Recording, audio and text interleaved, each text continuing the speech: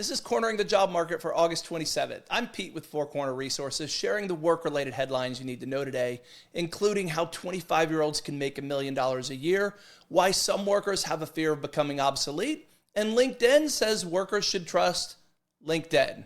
I know that's a shocker. We'll get to that in a minute.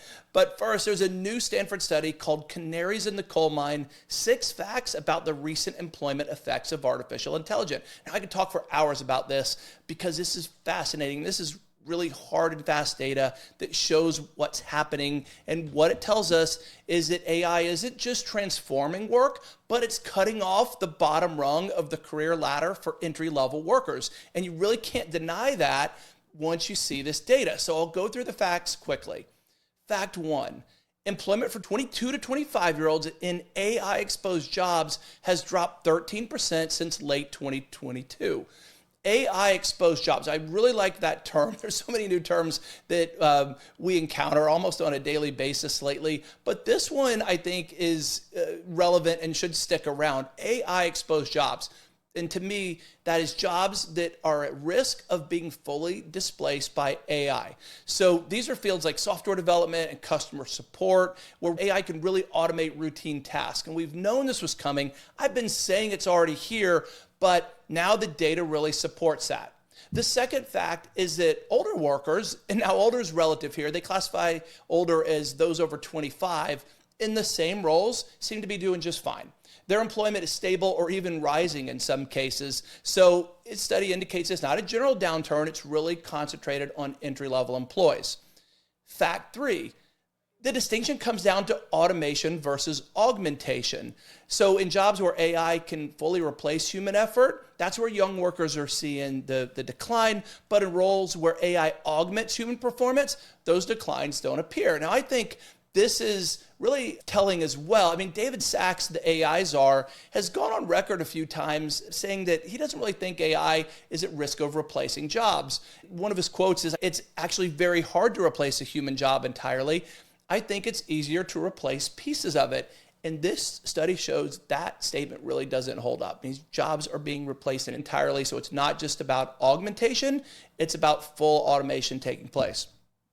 Fact 4, it's not just about company-wide slowdown. So the study indicated that you can't really blame just what's happening with companies as a whole. This is specific to the entry-level young workers out there. Fact 5, wages haven't taken the hit. So compensation is basically flat, and the study found that AI's first effect is reducing headcount, not cutting pay. And then fact 6 is this pattern holds everywhere. They looked at well beyond just tech companies. They looked at remote jobs, compared different industries, and the story is the same. It's systemic, and it's really been growing since about 2022. So what they shared was that these 6 facts provide early, large-scale evidence consistent with the hypothesis that the AI revolution is beginning to have a significant and disproportionate impact on entry-level workers in the American labor market. So what does that mean? Well, it means AI isn't just about streamlining tasks. It's reshaping who gets the opportunities in the first place. And the Gen Z workers are the ones who are being squeezed out right now. This is scary because if there's no entry-level pipeline, where will the next generation of skilled workers come from? This is a massive challenge for everyone involved, from educators to employers, and of course, the policymakers. You could argue whether government should be involved in any of this, but it is going to have such an impact on all of us over time. I'm not happy that this is happening.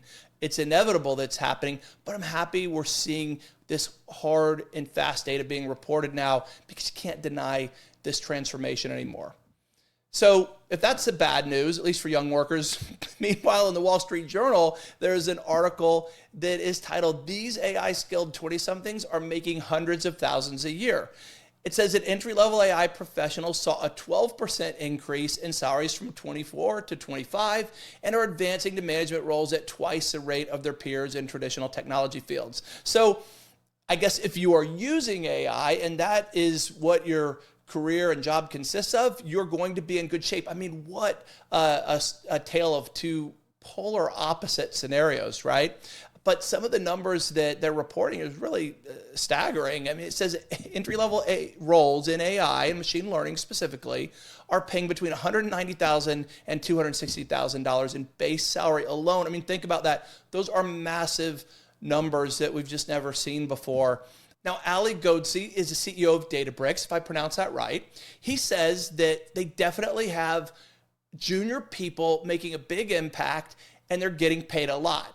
Under 25, you can be making $1 million. I mean, that is a direct quote from the CEO of this company, who's a data analytics software company. But he also said, which I thought was curious, that he said, we can't for the life of us get the more senior people to adopt it. Why not? I mean, that's strange to me, that if you are an experienced professional and you have a chance to use AI, especially if it's going to help you make significantly more money, I just don't know why you wouldn't, especially for a technology company. But that's what he said, at least at his organization. So look, AI fluency is not a luxury anymore. I mean, I think that's what this data or this article is telling us, in addition to the data from the Stanford study. You better get in the game if you're not. And if you're an older worker, that's no excuse. I mean, you have to evolve. You have to stay current and relevant. That's always been the case. But specifically with AI, you don't have a choice. It is here. It's not coming. It's here. Now, there's a completely other side of the coin with this. I mean, these articles on AI are just, there's too many of them to keep up with. So I'm really trying to just grab the top ones each day. But in the HR Daily Advisor today, there's an article titled "The Rise of FOBO, Why Workers Are Eyeing AI-Proof Careers." I mean, if there's an AI-proof career out there, I'm unaware of it. I think that's a naive view to take. That may be beside the point from this article, but look, AI is certainly not something you can ignore. So trying to AI-proof your career is a bit of a dangerous path to go down, in my opinion. But FOBO, have you heard that one yet? Fear of becoming obsolete. That's what this article is all about. And there were some interesting stats that I pulled out from it. One is that 21% of workers say they've lost a job or know someone who has due to AI disruption. That's a big number. I mean, 1 out of 5 know someone who's lost a job or have lost themselves. I think that's a bit of a stretch, probably, maybe. I mean, it's coming, it's here, but 1 out of 5, that's a lot. Another stat was that 37% of workers are actively learning AI skills to stay relevant. I mean, that seems low to me, right? So the first one seemed high, this one seems low. Only 37% should be 100%. And shame on you if you're not taking that upon yourself to learn AI, because it's free. Just get a ChatGPT account, get on Grok, get on Gemini. I mean, those are 3 of the big ones, but there are no shortage of ways and places to go teach yourself AI skills to remain current with what's going on in the job market. And again, I don't feel for anyone who's not willing to help themselves in that regard. But 28% of the people surveyed said they plan to shift into careers they believe to be AI proof. I don't know what those are. Good luck, 1 out of 4 of you. We'll see how that plays out for you. But I wouldn't stick your head in the sand with AI, far from it. And then finally, 18% fear displacement, even in roles that haven't yet been automated. That's low. I think we should all fear displacement if we're not taking steps to prevent that from happening. There is no question in my mind that, and I think all of these headlines today show that there are going to be big losers and big winners as AI becomes more prevalent across all industries, in all jobs, all roles. I don't know any that won't be impacted. I'm sure you can come up with something obscure, but I would assume the worst. And then you won't be surprised and you can do something about it, prevent you being on the bad side of this deal. So whatever you're doing today, my strong advice to anyone who's in the workforce is to figure out how AI can supplement what you're doing. It can improve what you're doing, how you can use it to be more effective, more efficient in your job. That, to me, is the key to staying relevant in all of this. And then finally for today, LinkedIn. It says that the number 1 trusted source for professionals isn't AI or search engine, it's their professional network. So, according to LinkedIn, 43% of professionals trust their own network for advice at work more than those relying on AI tools or search engines. Well, I hope those you're trusting aren't competing for the same job as you. Look, we all have people in our lives we trust, but I don't know if our network as a whole is more reliable than hard facts and data. I'd caution against that. But this article today also says that 64% of people surveyed say colleagues help them make decisions faster and with more confidence. Yeah, I buy into that. That makes sense.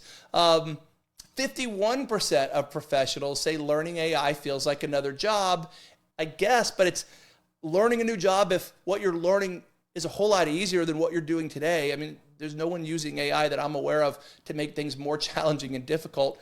Quite the opposite. So don't overreact to it. Yes, it's happening. It's inevitable. But by paying attention, you'll be much better off. I know I keep saying that today a lot, but that is the message. It's really important for everyone to understand. And then the survey said that 33% feel embarrassed admitting limited AI knowledge.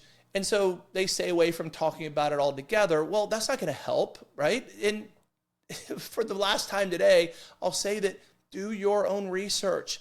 The tools are free. And it's not just asking AI to teach you AI, although you could. Get on YouTube, right? There's a wealth of information available there and no shortage of people who will tell you everything you need to know, and it's all free. And then finally, I'll even say LinkedIn is a good source for this. There's a lot of great people to follow on that. I typically don't promote LinkedIn a lot because LinkedIn does enough of that on their own. They don't need any help from me, but there is some good that comes out of that site for sure. So take advantage of those free options that are out there so you don't have to be embarrassed or hesitant to talk about AI. Teach yourself. So those are your headlines. In closing today with your fun fact, did you know the word salary originates from the Latin word sal, which means salt? Roman soldiers were sometimes paid in salt. Who knew that? I did not know that. It was a valuable commodity at the time, of course, and that has ultimately led to the phrase worth one's salt. So I love hearing where phrases come from, the ones we use just in our daily lives all the time and really don't think of it. But being paid in salt, are you worth your salt? Roman soldiers may or may not have been, but that's how they were paid a long, long time ago. So there you go. Be worth your salt, or make sure you're getting paid worth your salt, whatever you're doing. Have a good rest of your day. Thanks for listening. Please like, subscribe, and offer any feedback or comments. Love to hear them, and I'll talk to you soon.